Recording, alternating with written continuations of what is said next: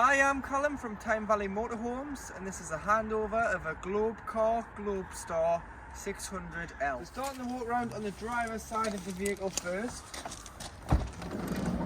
The entrance step is operated by this switch here.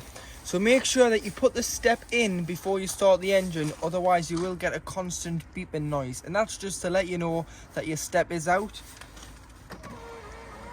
And then knock the engine off and you'll be able to bring the step back out.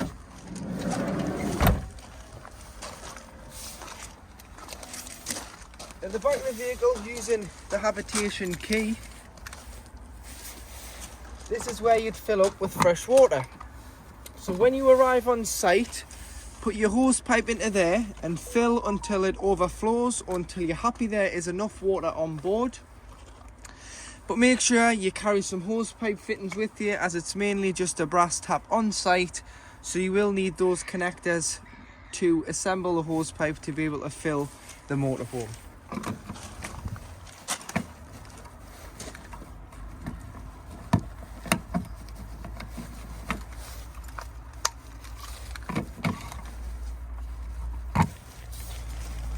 Coming around the back of the vehicle, you've got your high level brake light on there at the top. You've also got your 200 DG Fiamma bike rack. So pull the rack down, you'll be able to fit two bikes on here, and they need to be opposite ways when on the bike rack. Put your wheels on, the straps through the wheels to strap the wheels to the rails, and then these through the crossbars. And then we do advise putting some sort of bike lock around the bike frames and the bike rack, just to stop them being stolen if the vehicle is left unattended.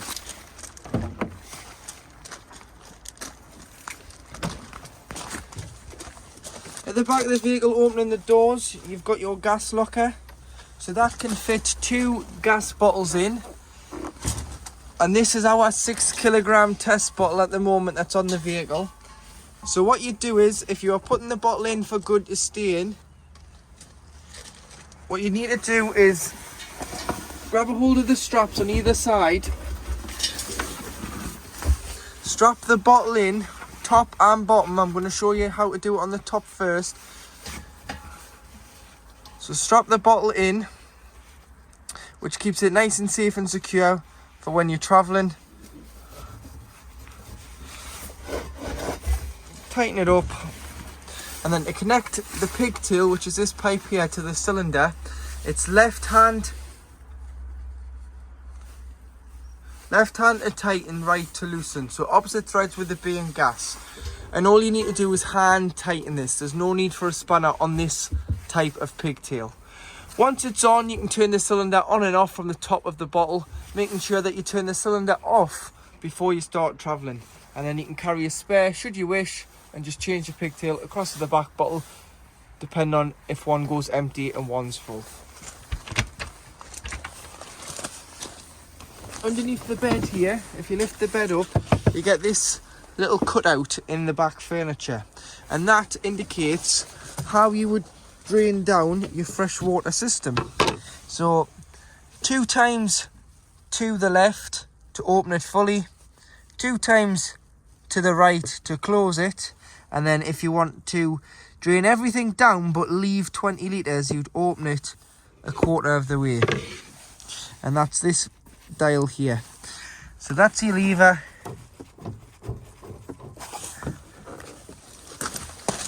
And the water just comes out underneath the van.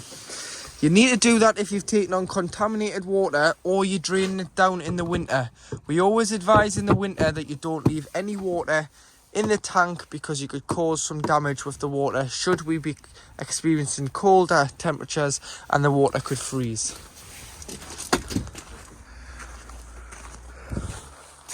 To hook the vehicle up, either if you're at home or you're on site, get your hooker bleed, lift the collar, lift the flap on the van. You want to slide this collar bit on top of it, so you get it like that until you're able to push it in to the van, Always hook the van up first, then the sight, and do it in reverse order when unhooking the motorhome. But when unhooking, also push the blue clip down to release the pins in the hookup lead. Here you have the Truma vent. So that just allows the fumes out when operating on gas for the heating system. To drain off your waste, you'll need your drain down key. That just goes on here, and you can crank it open and crank it closed. And that's your dirty water, so that's dishes water, hand basin water, showering water, or anything that you've put down a plug hole. Normally on the way out of your site, drive over the service bay, grey waste, open and let it drain out. And in the winter you want to make sure this is fully drained off so that dirty water doesn't freeze and cause any damage to the tank bolted to the chassis. Using the habitation key you can get into your cassette locker, so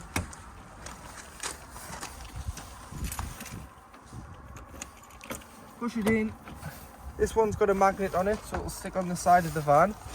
And back there you do have your cassette. So to get the cassette out when it's full and it's time to empty the cassette, you'd lift your yellow handle,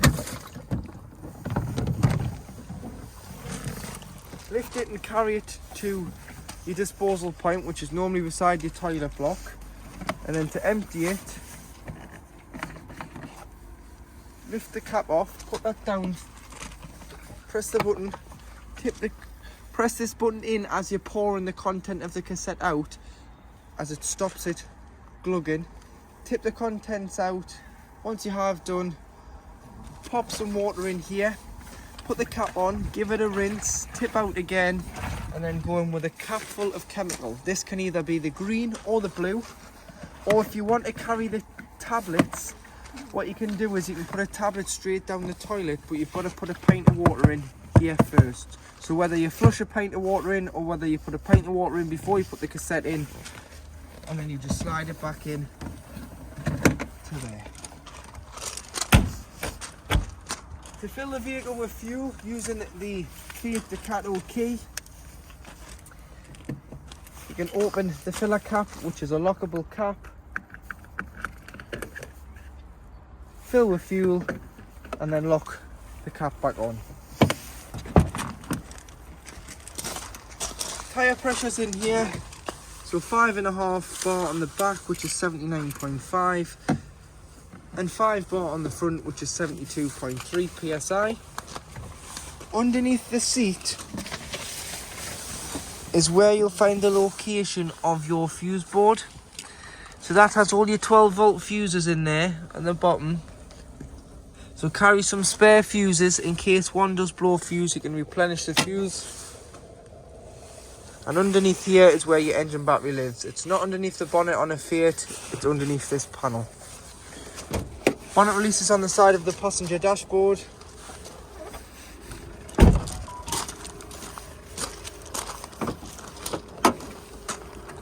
And then underneath here you've got your various fluids. So you've got your screen wash. Lift this cover off with the 3 tabs and you've got your power steering fluid, your coolant, and then next to it your brake fluid, your oil filler and your dipstick. And then for giving or receiving a jump start, you'd earth here. Lift this flap up with the key behind the back passenger headlight. Air filters here.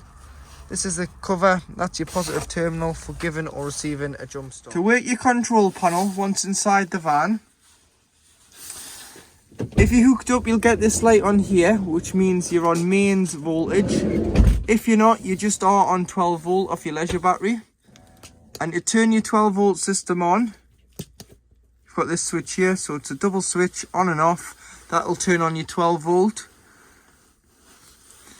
You can view your battery levels here, so choosing either the cab battery or the vehicle battery.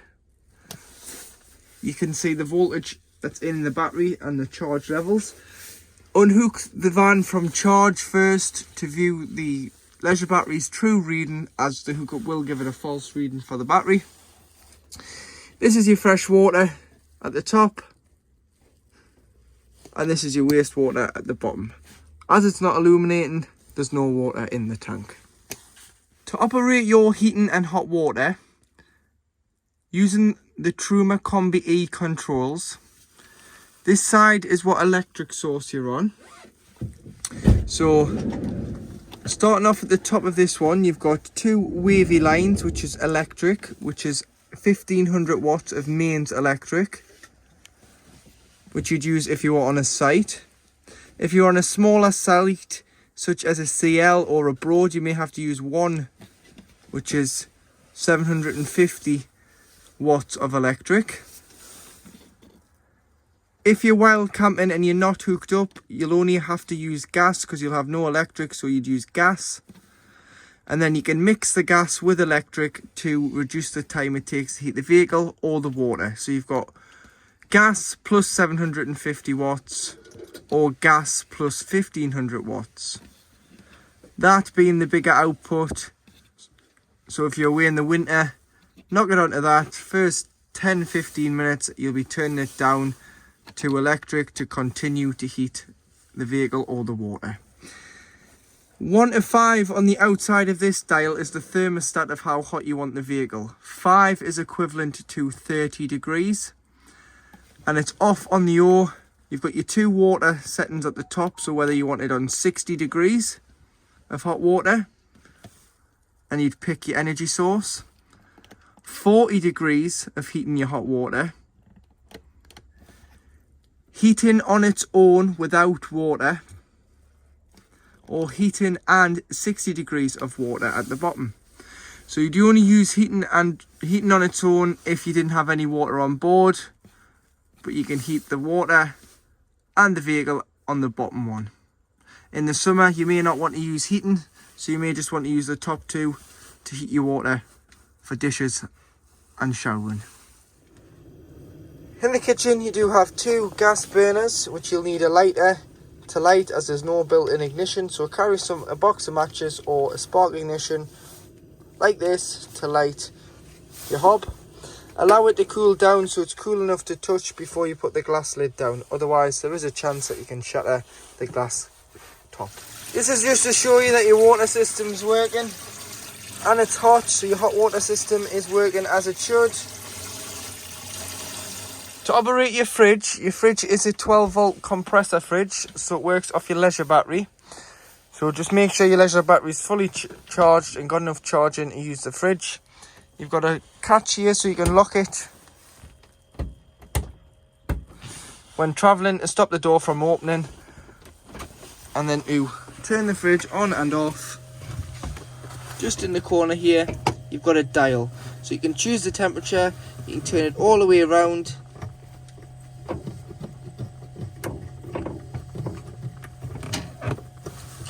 And it will go off like so, and turn it the other way for the highest temperature. Freezer box and drawers in there, as well as 2 bins on the door. So located just underneath the passenger side rear bed, you've got 3 gas taps here. These are gas isolation taps for the hob and the boiler. The middle one isn't in use, it's blanked off, as you've only got 2 gas appliances on here, being the boiler and the hob. Should you have any problems, turn the bottle off to be safe, but you can just turn the tap like so and it will isolate the gas feed to that item. To operate the toilet, press the blue button at the back and you'll get fresh water from your freshwater tank. But always put a little bit of water in before you use it, because it helps keep the seal between the toilet and the cassette underneath lubricated. Now before you use it, you want to get rid of this water. So you want to grey lever here, slide it towards you, opens a hatch. Use the toilet. After use, give it a good flush. If you've bought any blue and pink chemical together, obviously the blue goes in the cassette. The pink you can dilute into an empty spray bottle with some water. Keep handy in the washroom. Spray the bowl, give it a flush and close the cassette. Always close the cassette hatch after you've used it, because it now seals it. So if the light came on here, indicates the cassette's full, you can get it out. If that was open, the cassette won't come out the side of the van because the mechanism's engaged and the cassette is still inside the mechanism. So it holds it in the vehicle. Sink, pulling this forward, you'll be able to slide your hand basin down. Just be careful when you're filling it that when you stand it back up, there's only a little shallow channel underneath there that you don't flood the washroom with too much water being in the sink. This little light's individually switched. Press the button at the back of the handle down to open your travel locks on your catches on all cupboards throughout the van. And then you do have the shower doors which come round here, concertina doors, as well as a privacy screen to come across the toilet to cover it when you're having a shower.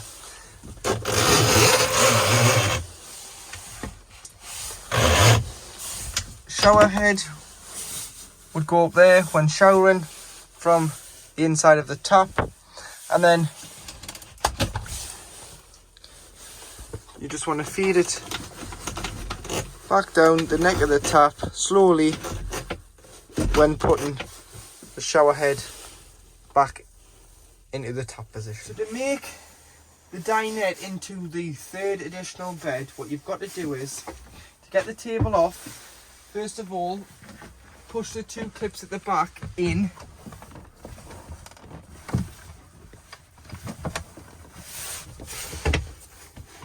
As you lift it up, push them in. You'll be able to lift the full table off. Remove the half leg and place on the bottom runner.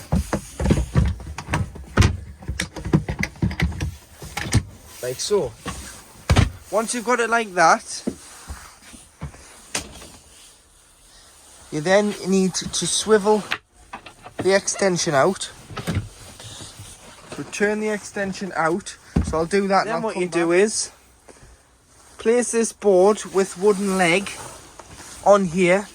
It's got a little shape there, so it shapes around the table and sits on the table extension piece. And then you would put your two infill cushions into here.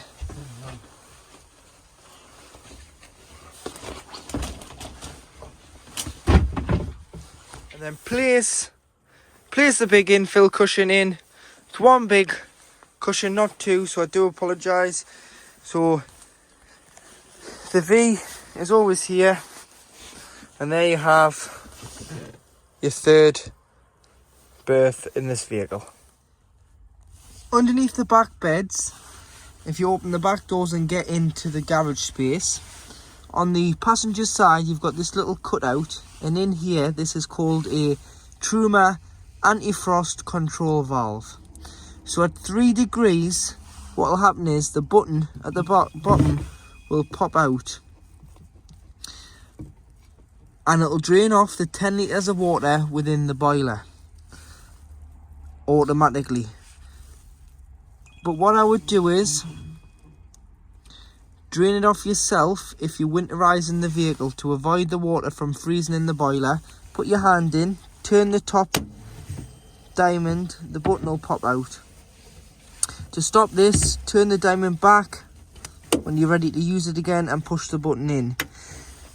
If it's below 3 degrees when you're trying to do it, heat the vehicle up first by just putting the heating on without the water. This area will become warm.